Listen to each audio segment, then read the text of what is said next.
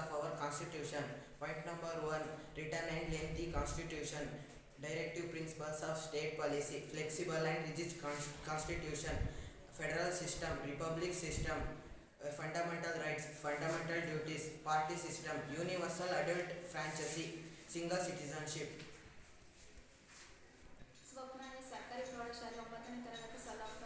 ಲಿಖಿತ ಮತ್ತು ಗೃಹ ಸಂವಿಧಾನ, ನ್ಯಾಯ ಅನ್ವಯ ಸಂವಿಧಾನ, ಸಂಸತ್ ಸರ್ಕಾರ ಪದ್ಧತಿ, ಗಣತಂತ್ರ ವ್ಯವಸ್ಥೆ, ಒಕ್ಕೂಟ ವ್ಯವಸ್ಥೆ, ಮೂಲಭೂತ ಮೂಲಭೂತ ಕರ್ತವ್ಯಗಳು, ಸಾರ್ವತ್ರಿಕ ವಯಸ್ಕ ಮತದಾನ ಪದ್ಧತಿ, ಮೀಸಲ ಶಾಸಕಾಂಗ, ಏಕಪೌರತ್ವ ಪಕ್ಷ ಪದ್ಧತಿ, ಸಾರ್ವತ್ರಿಕ ವಯಸ್ಕ ಮತದಾನ ಪದ್ಧತಿ, ಸ್ವಾತಂತ್ರ್ಯ ಮತ್ತು ಏಕೀಕೃತ ನ್ಯಾಯಾಂಗ ವ್ಯವಸ್ಥೆ.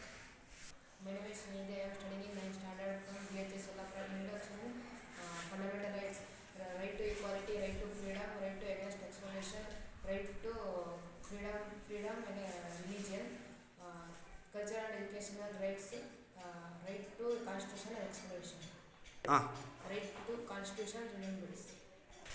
ನನ್ನ ಹೆಸರು ರಂಜನ್ ಮೂರ್ತಿ. ನಾನು ಮೂಲಭೂತ ಹಕ್ಕುಗಳನ್ನು ಹೇಳುತ್ತೇನೆ. ಸಮಾನತೆ ಹಕ್ಕು, ಸ್ವಾತಂತ್ರ್ಯದ ಹಕ್ಕು,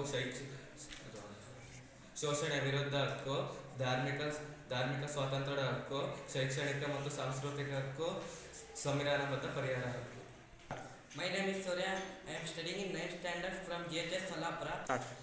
To respect Constitution, national flag and national anthem, to protect integrity of India, to preserve our rich heritage, to follow the noble ideals of our great freedom fighters, to protect public property, to protect parents or the guardians, protect education for a child from age 6 to 14 years,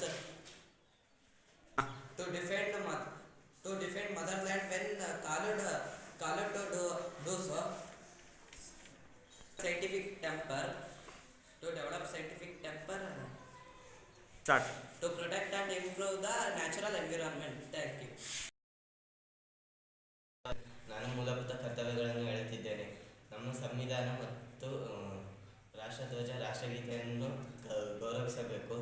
ಸ್ವಾತಂತ್ರ್ಯ ಚಳವಳಿಯಲ್ಲಿ ಸ್ಫೂರ್ತಿದಾಯಕ ಆದರ್ಶ ತತ್ವಗಳನ್ನು ಪಾಲಿಸಬೇಕು. ಭಾರತದಲ್ಲಿ ಸಾರ್ವಭೌಮ ಏಕತೆ, ಸಮಗ್ರತೆಯನ್ನು ಕಾಪಾಡಬೇಕು. ಅಗತ್ಯ ಬಂದಾಗ ರಾಷ್ಟ್ರವನ್ನು ರಕ್ಷಿಸಬೇಕು. ಭಾರತೀಯರಲ್ಲಿ ಸಾಮರಸ್ಯ ಮತ್ತು ಸಹೋದರತ್ವ ಭಾವನೆಯನ್ನು ವೃದ್ಧಿಸಬೇಕು. ಅರಣ್ಯಗಳು, ನದಿಗಳು, ಸರೋವರಗಳು ಮತ್ತು ವನ್ಯಜೀವಿ ವೃದ್ಧಿಗಳನ್ನು ಎಲ್ಲ ಸೇರಿದಂತೆ ಪರಿಸರವನ್ನು ರಕ್ಷಿಸಬೇಕು. ಸಾರ್ವಜನಿಕ ಆಸ್ತಿಯನ್ನು ರಕ್ಷಿಸಬೇಕು ಮತ್ತು ಪೋಷಕರು 6 ವರ್ಷದಿಂದ 14ನೇ ವರ್ಷದವರೆಗೂ ಶಿಕ್ಷಣವನ್ನು ವೃದ್ಧಿಸಬೇಕು. ನನ್ನ ಹೆಸರು ನೂತನ್. ನಾನು ರಾಜನೀತಿ ನಿರ್ದೇಶಕ ತತ್ವಗಳನ್ನು ಹೇಳುತ್ತಿದ್ದೇನೆ.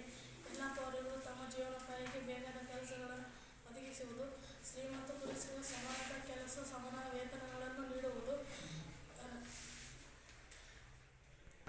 ಗ್ರಾಮ ಪಂಚಾಯಿತಿಗಳನ್ನು ಸ್ಥಾಪಿಸುವುದು, ಗ್ರಾಮೀಣ ಮತ್ತು ಗುಡಿಗಾರಿಕೆಗಳನ್ನು ಪ್ರೋತ್ಸಾಹಿಸುವುದು, ಪಾನ ನಿಷೇಧ ಜಾರಿಗೆ ತರುವುದು, ದೇಶಾದ್ಯಂತ ಏಕರೂಪ ನಾಗರಿಕ ಕಾನೂನುಗಳನ್ನು ಜಾರಿಗೆ ತರುವುದು, ವೈಜ್ಞಾನಿಕ ಕೃಷಿ ಪ್ರೋತ್ಸಾಹಿಸುವುದು. My name is Aditya. I am studying in GHS Solapur 9th standard. Today I am explaining the importance of directive principle of state policy, to provide equal work to equal pay, to provide public assistance, to protect historical monuments, to encourage rural and cottage industries, to spirit executive form of judiciary, to develop agriculture and animal husbandry for modern lines, to implement civil code for our country.